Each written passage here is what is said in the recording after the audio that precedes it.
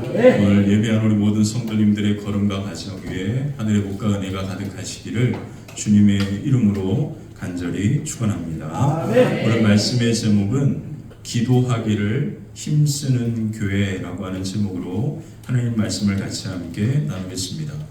우리는 사도행전을 통해서 초대교회 성도들의 모습과 교회의 모습을 같이 함께 살펴보고 있습니다. 누가는요, 이 사도행전을 우리에게 기록하면서 그 교회의 모습을 네 가지로 분명하게 말해주고 있습니다. 그 첫 번째는 사도의 가르침을 받았다, 디다케라고 하는 단어를 사용했고요. 이것은 바로 제자들이 예수님께로부터 배우고 들었던 예수님의 말씀을 의미하는 겁니다. 예수님을 직접 눈으로 보고 함께 먹고 자고 하면서 예수님으로부터 직접 들었던 말씀을 들은 사람들은 제자들밖에 없습니다.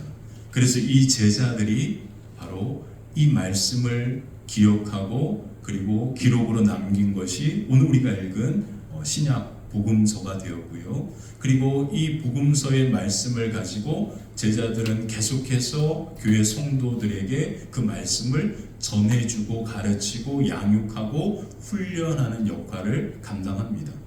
제가 계속해서 이 교회 사도행전의 이 말씀을 통해서 여러분들과 나누었던 것처럼 성경에서 말하는 성도는 교회에 나오는 사람이 아닙니다. 근데 우리는 지금 교회만 나오면 성도라고 그렇게 이해하는데 성경은 그렇게 말하지 않습니다. 성경에서 교회의 성도들은 예수님의 말씀을 배우고 양육과 훈련을 받았던 사람들을 성도라고 말합니다. 그러니까 너무 다른 거예요. 지금 우리가 교회에 나가는 것과 절에 불심을 가지고 절에 나가는 것과는 별로 다른 게 없습니다. 성경에서 말하는 성도가 되어야지 바로 교회에 다니는 교인이 되면 안 됩니다. 그래서 우리는 사도행전의 이 말씀을 깊이 함께 살펴보면서 하나님께서 우리에게 원하시는 교회의 모습이 어떠한 것인지를 다시금 깊이 생각해 보아야 합니다. 제가 지난번에 말씀드렸던 것처럼 단테가 신곡을 쓸 때 사람들이 가는 길은 딱 두 가지 길밖에 없다라고 얘기했다고 했죠. 하나는 뭐예요? 하나님의 나라, 천국에 가는 길. 그리고 또 하나는 뭡니까? 그렇습니다.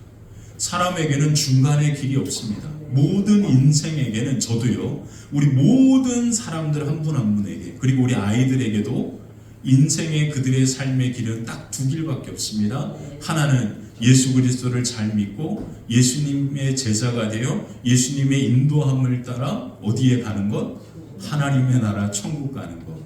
천국 가지 못하면 그렇죠. 그거밖에 없습니다. 그렇기 때문에 우리는 성경에서 말하는 성도가, 교회가 무엇인지를 우리는 진지하게 보아야 합니다.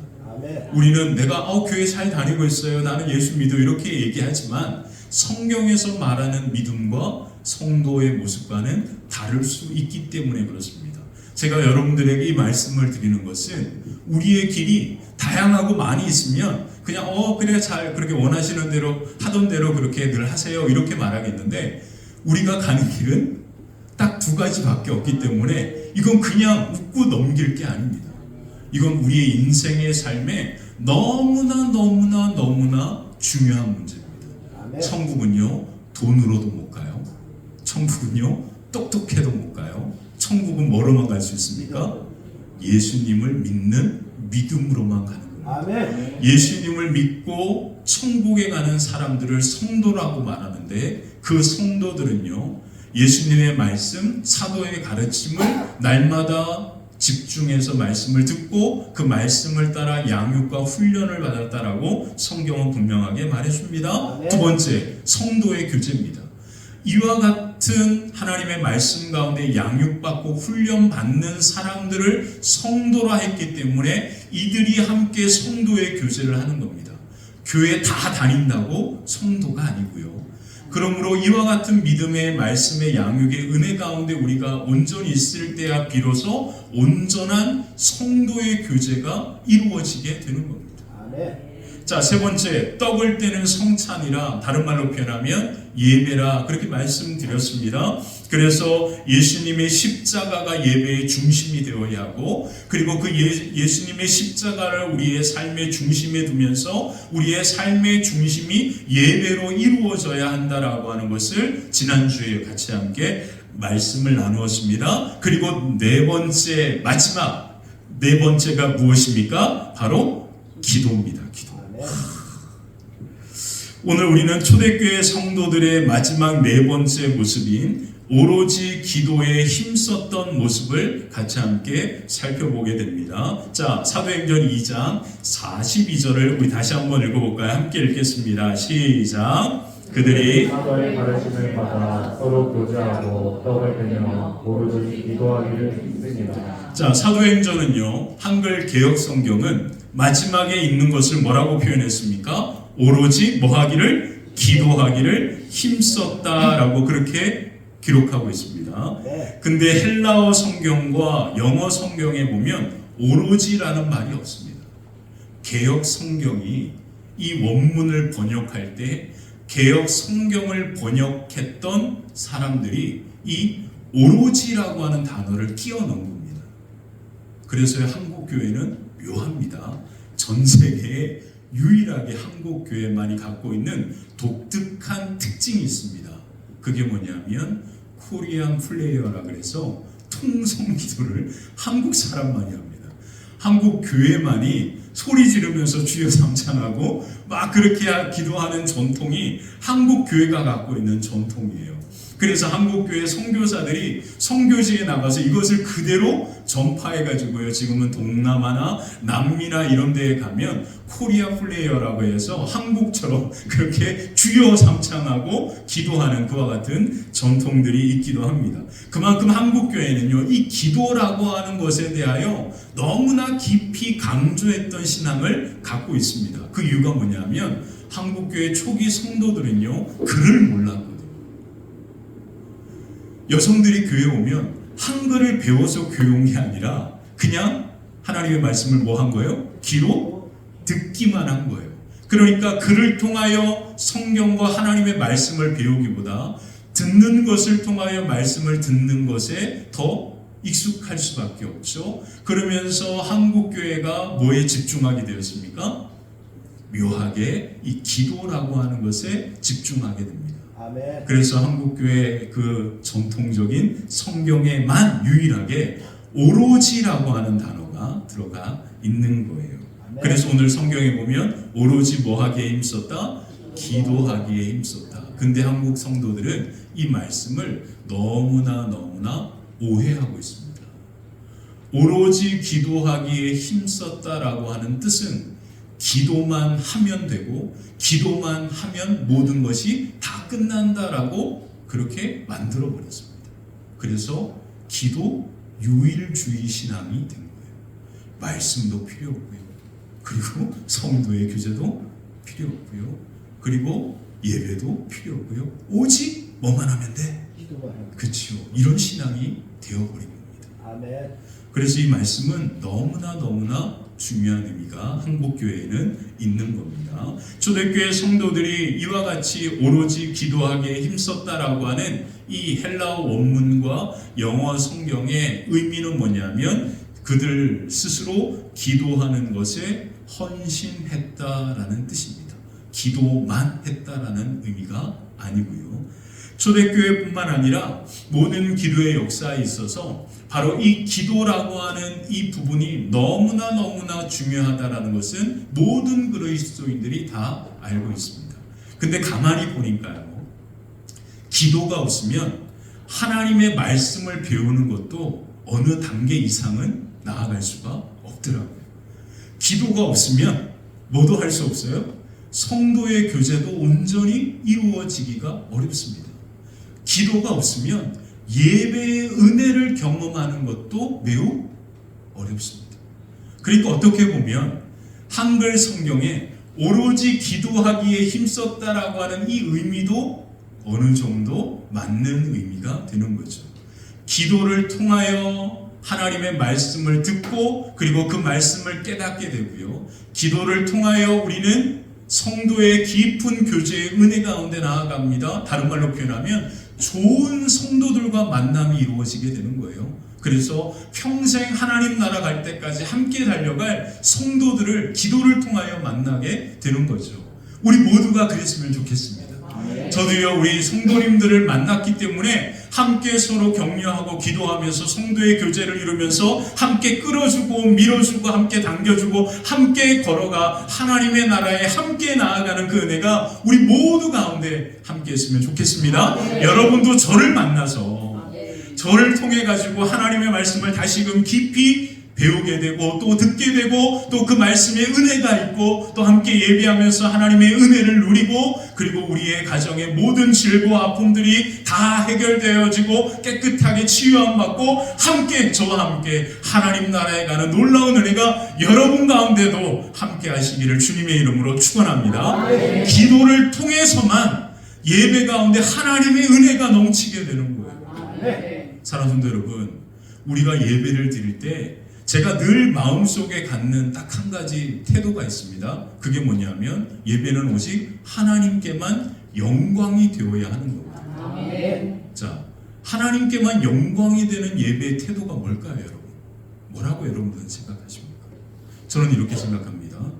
저는 예배할 때마다 제가 이 세상에서 가장 존귀하고 존경하는 사람과 만나는 시간이라고 생각해요. 그러면 이 시간 우리가 어떠한 태도로 임해야 할지가 결정이 되는 겁니다. 이해되시죠?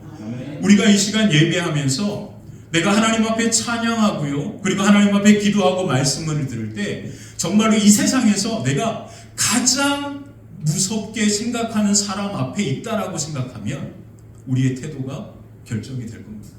근데 우리는요, 하나님 앞에 예배 올 때도 정말로 내가 정말로 하나님을 그렇게 존경하고 두려워하는가라고 생각할 정도로 그런 태도와 자세로 올 때도 있고요. 그리고 앉아있을 때에도 정말로 내가 이 세상에서 가장 두렵고 그리고 가장 무서워하는 사람 앞에 있다라고 생각하지 않으면서 예배에 있을 때도 있습니다.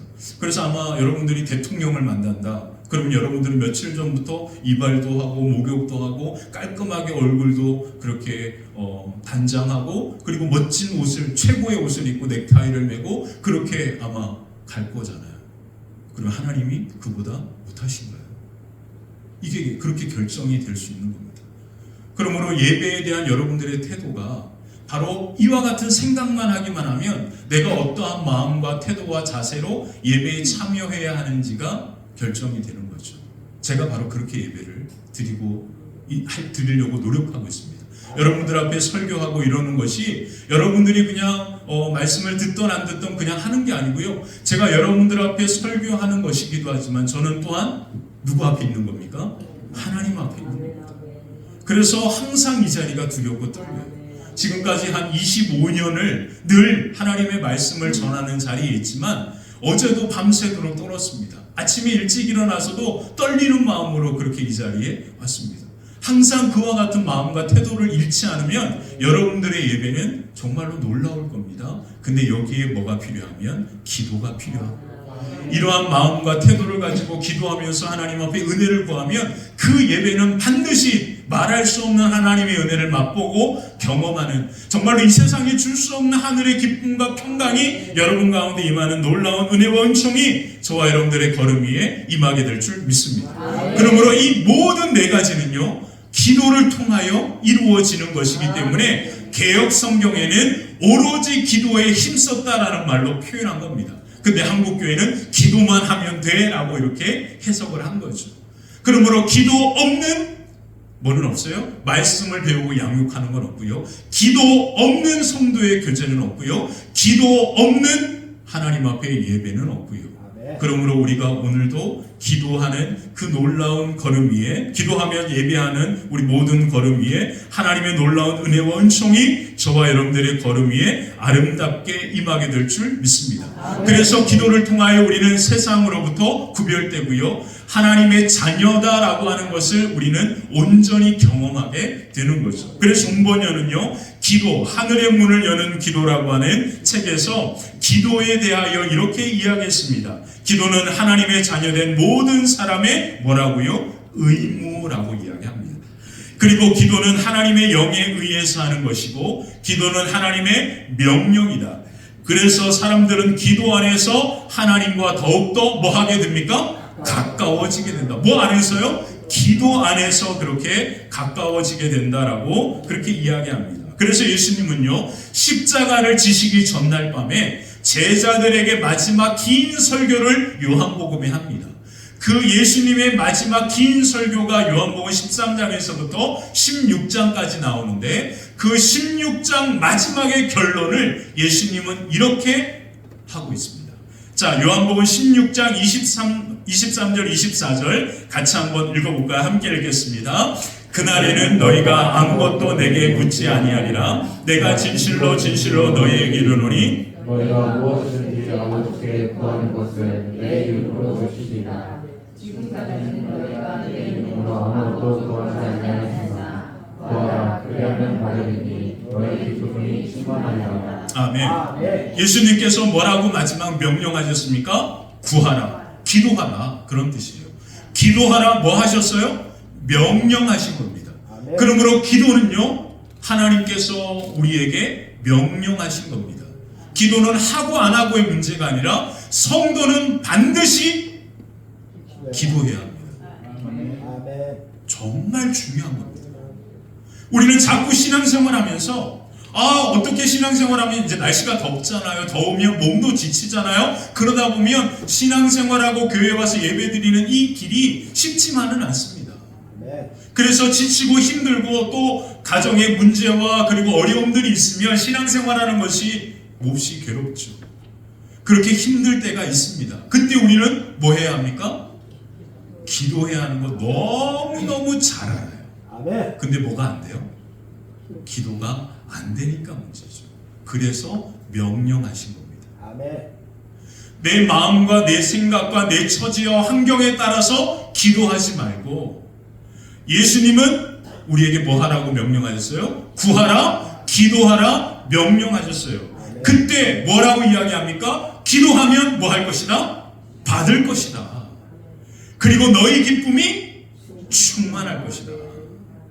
그러므로 우리의 신앙의 삶의 기쁨은 우리가 무엇을 해서 얻을 수 있는 겁니까? 기도를 해야만 얻을 수 있는 것이 기쁨이라고 하는 겁니다. 동영상 봐서 도파민이 나와서 기쁜 거 말고요, 정말로 하나님이 주시는 그 하늘의 기쁨을 맛보길 원하십니까? 그러면 단 하나 뭐 해야 합니까? 기도하는 것밖에 없습니다. 근데 예수님이 뭐라고 말씀하셨어요? 23절에 너무나 중요한 말씀을 하셨죠. 너희가 뭐라고요? 무엇이든지 구하면, 제한을 두지 않았다라는 거예요. 기도할 게 있고 기도하지 말아야 할 것은 우리의 기준입니다. 예수님이 우리에게 하신 말씀은 무엇입니까? 무엇이든지 뭐하면? 기도하면. 아버지께 구하는 것을 하나님께서 내 이름으로 너희에게 주실 것이다. 이것은 하나님의 말씀입니다. 그러므로 오늘 우리가 마음껏 무엇이든지 하나님 앞에 기도할 때 하나님께서 우리의 기도를 들으시고 일하시고 역사하셔서 하늘의 기쁨과 은혜와 은총이 저와 여러분들의 걸음과 가정에 가득하시기를 주님의 이름으로 간절히 축원합니다. 그래서 초대교회 성도들이 오로지 기도에 헌신했던 신앙의 모습을 세 가지로 함께 살펴보겠습니다. 첫 번째, 기도는 신앙의 균형을 잡아줍니다. 왜 우리가 기도해야 하냐면, 기도해야만 우리의 신앙의 균형이 잡히게 되는 거예요. 신앙에서 가장 중요한 것은 신앙에서 가장 중요한 영적 성숙은 균형입니다. 우리가 기도하면 우리의 신앙의 균형이 잡히게 되는 거죠. 그래서요, 저는 목사잖아요. 그래서 성경을 많이 보지 않습니까? 성경을 많이 보니까 머리에 아는 것 많아요. 근데 기도하지 않으면 신앙이 성숙할 수가 없습니다. 그래서 우리가 기도해야 하는 겁니다. 오로지 기도에 힘써야 하는 이유는 기도를 통하여만 우리의 신앙이, 우리가 아는 것이, 우리가 들었던 말씀이 우리의 삶이 되고, 그리고 우리의 걸음이 되고, 그것이 우리의 신앙이 되고, 우리의 신앙의 삶이 놀랍게 성숙하고 성장하는 은혜가 저와 여러분들의 걸음 위에 임하게 되는 겁니다. 사도행전을 기록한 누가는요, 직업이 의사였습니다. 여러분, 직업이 의사라고 하는 것은 뭐냐면 환자의 표정과 말과 그리고 모든 환경들을 면밀히 살펴본다라는 의미가 있는 거예요. 그게 그의 직업입니다. 저도 목사니까요, 목사는 항상 성도들의 표정을 살핍니다. 그래서 표정만 봐도 어느 정도 이제 조금 눈치는 채요. 아, 저분이 지금 어떤 상태다, 어떤 상황 가운데 있다, 그리고 어떤 마음으로 예배하는지 이게 느껴지는 그런 이제 단계는 된 것 같습니다. 그리고요, 생전 모르는 그리스도인들과도 그냥 커피숍에서 차 한 잔 마시면서 한 10분 정도 대화가 오고 가면 이 사람의 신앙의 성숙도가 대충 어느 정도 되겠다라고 하는 이런 것들이 딱 이렇게 어느 정도 이제 지금 되는 단계는 된 것 같아요. 그래서 목사는 항상 말을 많이 하고 사람들을 살피니까 저에게 어떤 착각이 있냐면 제가 그들보다 신앙이 더 대단한 것처럼 착각합니다. 그래서 목사에게도 뭐가 필요한 겁니까? 기도가 필요한 거예요. 제가 기도할 때마다 어떤 마음이 드는지 아십니까? 하나님 앞에 벌거벗고 서 있는 느낌이 들어요. 하나님은 내 생각, 내 삶, 내가 행동하고 대하는 모든 것들을 다 보고 계십니다. 그래서 저는 매일같이 하나님 앞에 기도로 나아갈 때마다 제가 아침에 제가 이제 교회에 와서 함께 새벽 기도를 못하지만 제가 보통 새벽 4시, 5시에 이제 기상을 하거든요. 일어나서 그리고 이제 말씀을 보고 듣고 묵상하면서 한 9시까지 그렇게 그 시간을 갖습니다. 같이 이렇게 기도하고 공부도 하고 이런 시간들을 가질 때마다 정말 그 말씀을 듣고 말씀을 읽고 할 때마다 그 말씀이 제 안에 연약한 부분들을 비치고 할 때마다 마치 하나님 앞에 벌거벗은 것 같이 쓰는 느낌이 들 때가 있습니다. 근데요, 기도가 사라지면 내 의가 드러나기 시작하고요, 내 입과 말과 생각이 내 의로 가득 채워지면서 내가 저 사람보다 더 우월하고 월등하다라고 하는 착각 속에서 마치 그 어깨에 뭐가 들어가요? 너무 잘하시네. 그렇게 이제 그런 모습들로 살아갈 때만. 그래서 참 목사인 저에게도 날마다 이렇게 기도하는 이 과정들이 필요하다면 우리 성도님들에게는 얼마나 더 필요하겠어요. 그렇죠? 그러므로 저보다 뭐 저거 해서가 아니라 여러분들은 세상을 살아가잖아요. 저는 웬만하면 그리스도인이 아닌 사람과는 만날 일이 그렇게 많지 않습니다. 저는 대부분 만나는 사람들이 크리스찬들이잖아요. 그러니까 그렇게 정말 입에 담기도 못할 말을 하고 그렇게 하는 사람과는 만날 일이 사실 없어요. 제 환경 속에서. 근데 여러분들은 그냥 문만 열고 나가고 직장에만 가도 전혀 믿지 않는 사람들과 함께 말을 하고 대화를 하고 만나잖아요. 그러면 여러분들은 더 많은 영향을 받게 되는 거죠. 그러면 여러분들은 저보다 더 그렇죠. 여러분 어떠십니까? 정말 오로지 기도에 힘써야만 살아갈 수 있는 세상 아닌가요? 아닌가요? 날씨 너무 덥죠? 그렇죠? 날씨만 더워도 사실 우리의 연약함은 드러나잖아요. 교회 오기 싫고 예배 드리는 거 없고 그리고 더운데 근데 만약에 에어컨 고장났어 봐요. 아마 예배 잘 안 오실 거예요.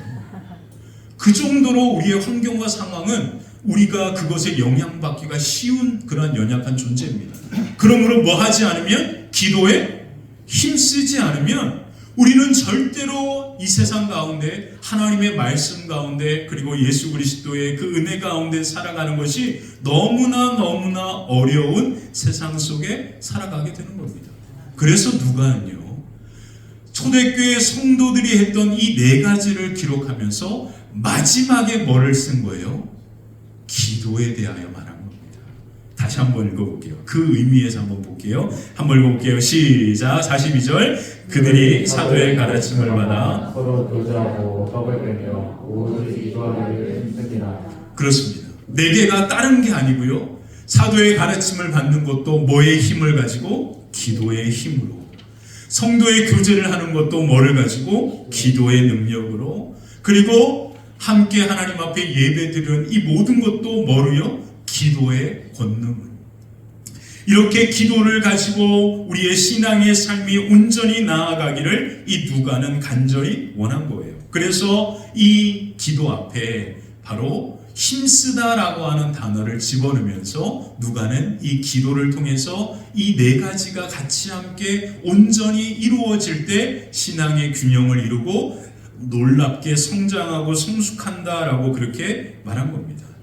조나단 에드워즈는요, 신앙의 성숙에 대하여 이렇게 말합니다. 신앙의 성숙은 자연과 조화를 이루고 균형을 이루는 것이다.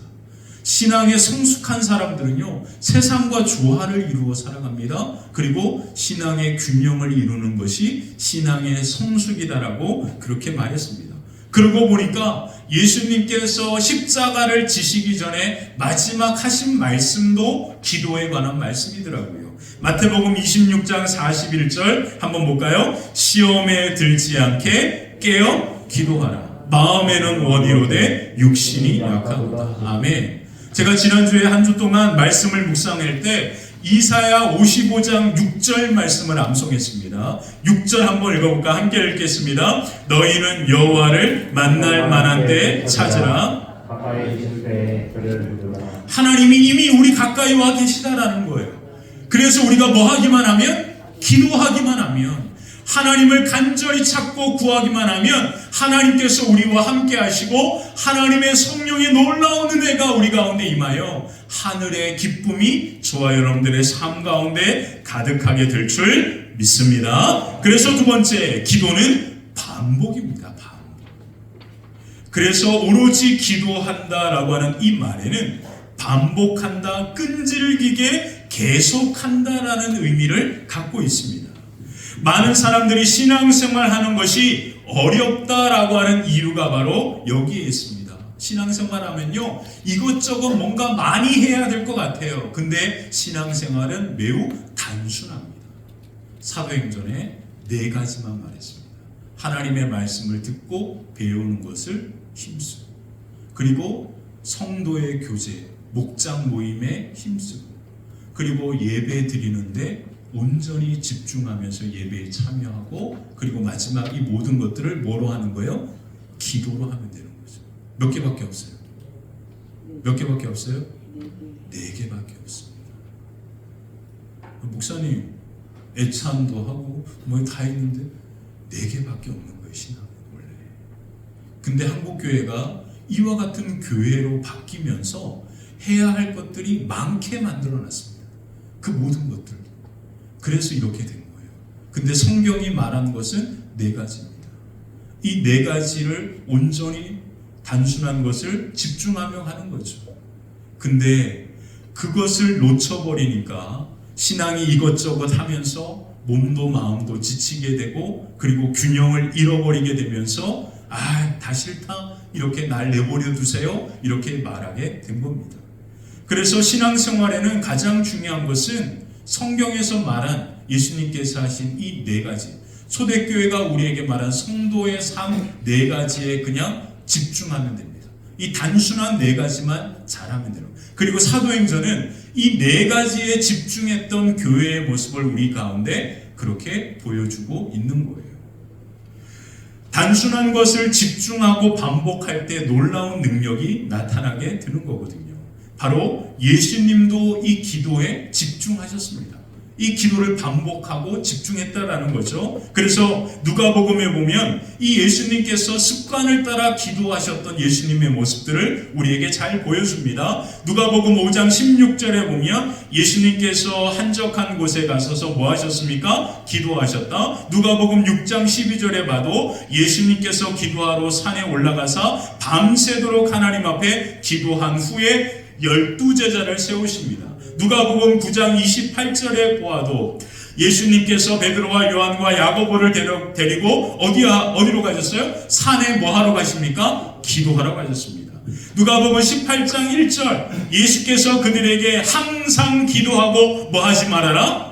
낙심하지 말라고 하면서 기도에 관한 말씀을 가르쳐 주십니다. 누가복음 21절 이러므로 너희는 장차 올 이 모든 일을 능히 피하고 인자 앞에 서도록 뭐 해라? 항상 기도하며 깨어 있으라 그렇게 말씀하십니다. 누가복음은요 우리 가운데 기도하시는 예수님에 대하여 끊임없이 이 기도의 단순함에 깊이 반복하셨던 것을 우리에게 보여줍니다. 우리 화평교회 대단한 교회입니다. 우리 화평교회 1000번째 작정 기도하는 와 대단한 교회입니다. 우리 화평교회. 우리 화평교회는요 기도하는 교회입니다. 아멘이시죠? 우리 화평교회는 기도로 쌓은 교회고요. 기도로 여기까지 온 교회입니다. 그래서 기도가 쌓여 있는 곳이에요. 목사는요 교회에 가면 강단에 서보면 그 교회가 영적인 어떤 상태인지를 느낄 수 있습니다. 너무 신비한 일이에요. 제가 여러분들 앞에 이렇게 강단에 서서 이렇게 말씀을 전하잖아요. 근데 말씀이 막히거나 뭐 이렇게 좀 답답하거나 말씀이 짧거나 이런 적이 있나요? 말씀이 항상 뭐 했어요? 자연스럽게 아주 길게 나왔잖아요. 이 강단에 기도가 쌓여있기 때문입니다. 제가 뭐 작정한 게 아니에요. 저는 사실 설교 원고 여러분 보는 그게 제 설교 원고입니다. 제가 여러분 보는 그 설교 원고를 가지고 비즈니스 예배를 드립니다. 제가 설교한 걸 그대로 가지고 비즈니스 모임에서 예배를 드린단 말이에요. 제가 설교하잖아요. 그거 읽으면 10분이면 끝나더라고요. 그게 짧아요. 근데 왜 제가 이렇게 그냥 거침없이 이런 말들을 할까요? 저도 너무 신비합니다. 제가 이렇게 말을 잘하는 줄 몰랐어요. 제가 연기자도 아니고 여러분들 지금 여기 앉아있지만 아마 여러분들 여기 딱 쓰면 여러분들 한 분 한 분의 이 시선을 느끼면 여러분들 머리가 하얘지실 거예요. 근데 제가 여러분들에게 이렇게 말을 하고 이렇게 설교할 수 있는 이유는 뭐냐면 참 이상해요. 신기해요. 저는 오늘도 설교하러 올 때 짧고 굵게 하고 끝내고 내려요. 정말 사실 3개 하면 딱 끝나잖아요. 이겁니다. 끝. 이러면 너무 좋잖아요. 여러분들도 편하고 허리도 아픈데 막 앉아있기도 그러고. 근데 자꾸 이상하게 여기만 쓰면 저도 원하지 않는데 자꾸 이렇게 막 이게 되는 걸 보니까 이거는 제가 하는 게 아닌 것 같아요. 죄송하지만 제가 하는 건 아닌 것 같아요. 여러분들 저를 원망하지 마시고 정말 이제 너무 중요한 것 같습니다. 그래서 교회에 가면 저도 이제 외부 교회에 많이 가잖아요. 사역을 많이 가면 교회에 가가지고 성도들 같이 함께 예배를 드리고 강단에 딱 쓰잖아요. 그러면 이렇게 뭔가 영적인 그러한 부분들이 느껴집니다. 그리고 어떤 강단에 가면 어떤 교회에 가면 너무너무 답답해요. 왜냐하면 뭔가 성도의 교제가 잘 이루어지지 않고 기도가 없는 그런 메마른 교회들 있잖아요. 제가 이번 주에 어떤 제안을 받았냐면 분당에 있는 한 교회가 있는데 이건 이제 이렇게 여러분들께 말씀을 한 교회가 있는데 그 교회는 엘리트 분들이 모인 교회라는 거예요. 그래서 그 교회가 이제 목사님이 은퇴할 때가 되는데 교수님 하시다가 이제 목회자가 되신 분인데 목사님이 은퇴할 때가 되어서 이제 후임자를 찾는데 많은 분들이 그곳에 와서 이제 목사님들 설교를 했겠죠. 근데 그동안 온 목사님들의 설교를 성도들이 좋아하지 않는다라는 얘기를 하시더라고요. 그러면서 아직도 이제 마땅한 분을 찾지 못하고 있다라는 얘기를 듣게 되었습니다. 그러면서 목사님 한번 이렇게 오시면 어떨까요? 저는 화평교회 너무너무 좋다. 우리 성도님들은 너무너무 영적으로 이게 저와 같이 이렇게 교통함이 있고 우리 담임 목사님 저희 어머니신데 이렇게 앞에 앉아 계시고 또 우리 여성건 우리 성도님은 이렇게 항상 이제 그 자리에 앉아 계시면서 정말 말씀에 집중하면서 항상 나올 때마다 항상 인사할 때 이렇게 항상 저의 마음을 막 그냥 이렇게 그렇게 해주시면서 정말 너무 행복하고 좋고 사실 교회가 이래야 되는 거거든요. 근데 자기들의 직접 수준의 그 설교가 뭐하지 않다라는 거예요? 만족하지 않다라는 거죠. 자기들의 지적 수준에. 그래서 그렇게 담임자를 마땅한 분을 찾지 못하고 어려움이 있다라는 얘기를 했는데 제가 속으로 무슨 마음이 들었냐면 기도하셔야 될 것 같은데요. 이런 마음이 들더라고요. 중요합니다.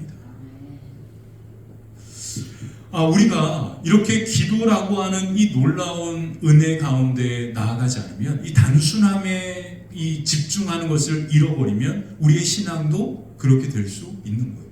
그래서 신앙생활이 어려운 겁니다. 이 단순한 기도에 집중하기가 쉽지 않기 때문이죠. 그래서 예수님도요, 습관을 따라 십자가를 지시기 전에 감람산에 기도하러 가셨다라고 누가는 기록해 주고 있어요. 누가만이 그렇게 기록하는 겁니다. 누가는요, 앞에서 다루었던 것처럼 기도하는 예수님에 대한 이야기를 누가는 반복적으로 그렇게 잘 기록해 줍니다.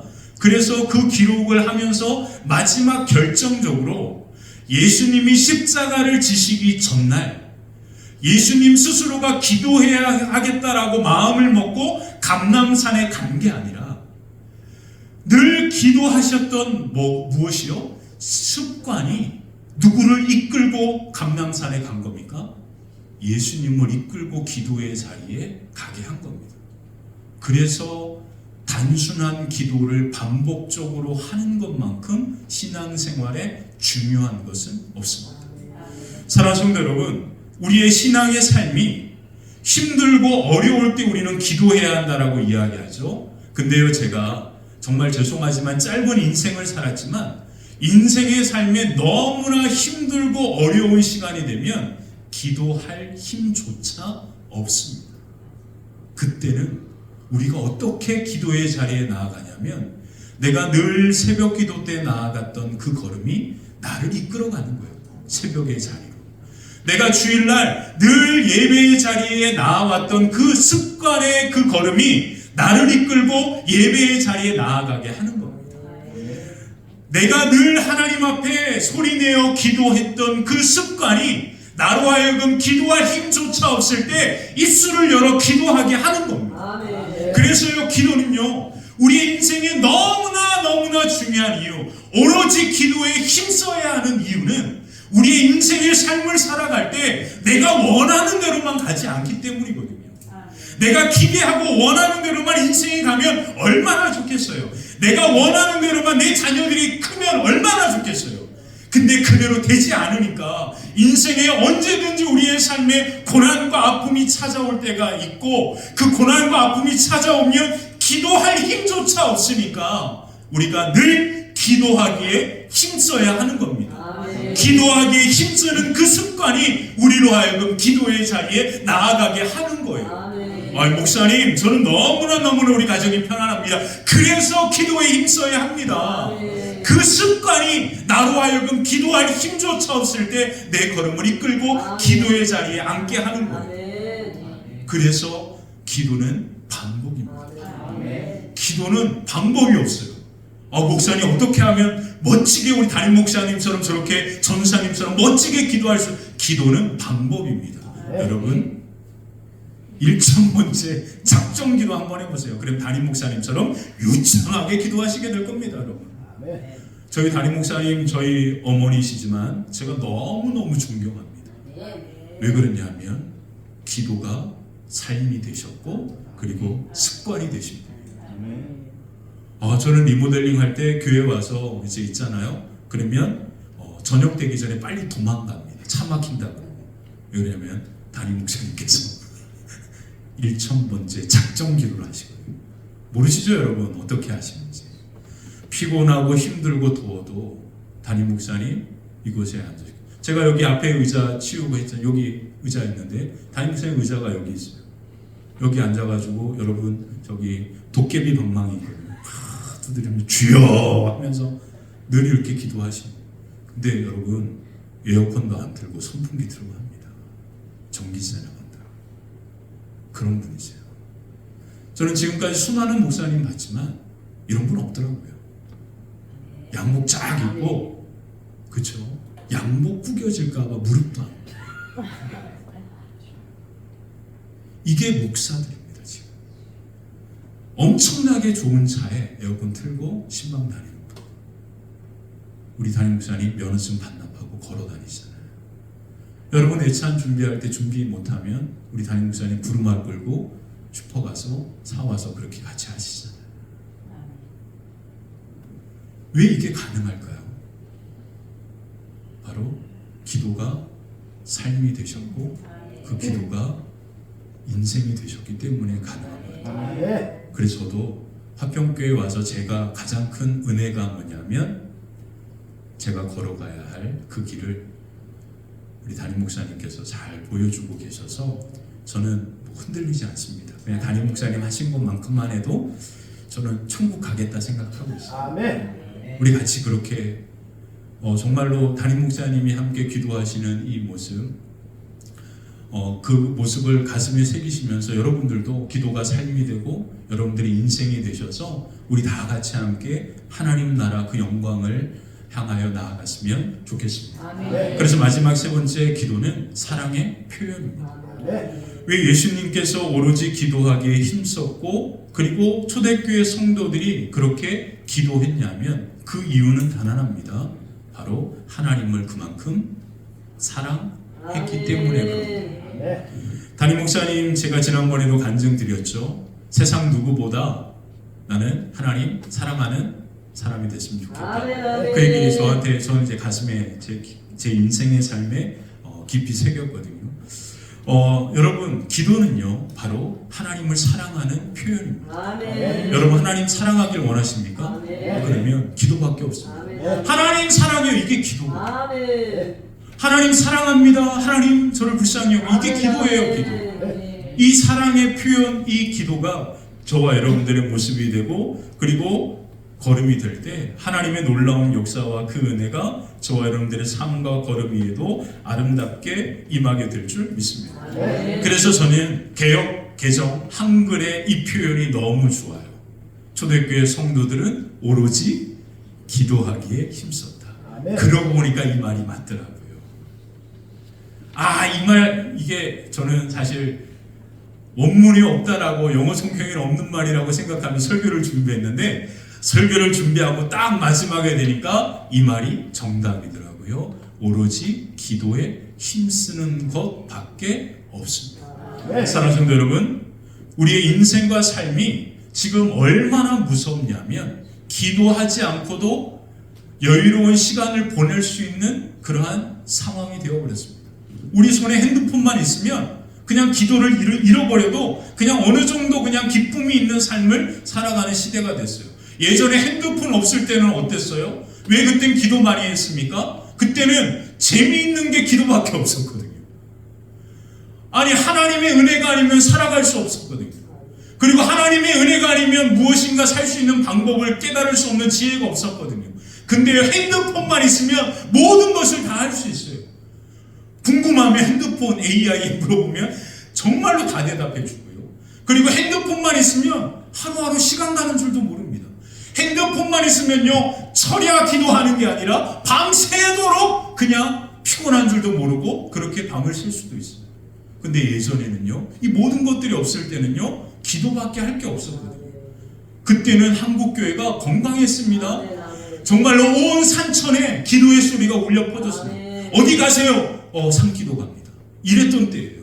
근데 어느 순간 그게 다 사라져 버리니까 이 나라의 민족의 아픔이 이렇게 찾아오고 있는 거예요. 사랑하는 성도 여러분, 우리가 다시 오로지 기도에 힘써야 할 때입니다. 오로지 기도에 힘쓸 때 하나님께서 가까이 계신 하나님께서 우리의 기도를 들으시고 놀랍게 역사하셔서 저와 여러분들의 삶과 걸음이 하늘의 기쁨과 은혜가 가득하게 되시기를 주님의 이름으로 간절히 축원합니다. 기도하겠습니다. 좋으신 하나님, 하나님의 거룩한 은혜와 은총 가운데